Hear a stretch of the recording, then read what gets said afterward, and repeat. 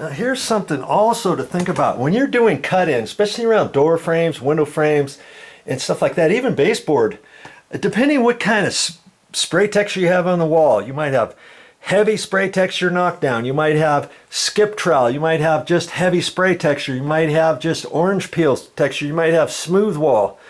But if you got any sort of texture, and if you're cutting in and you're thinking, man, it's not covering all the way, well, as you're going down, you may have to then come up too.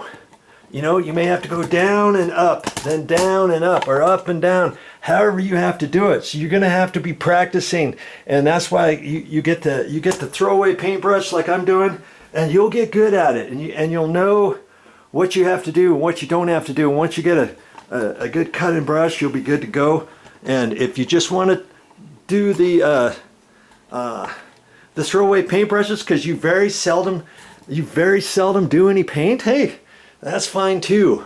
Okay, just I wanted to point that out to you because I don't want you to get frustrated saying, man, I just cut this in, or I just cut in the ceiling.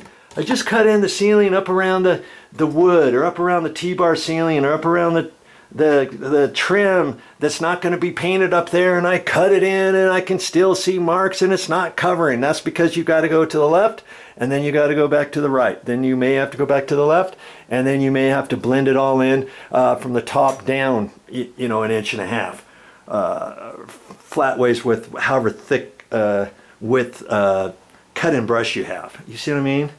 Different ways to do it, but I know you can do it. Well, that's all I got time for, but I'll be back with more videos.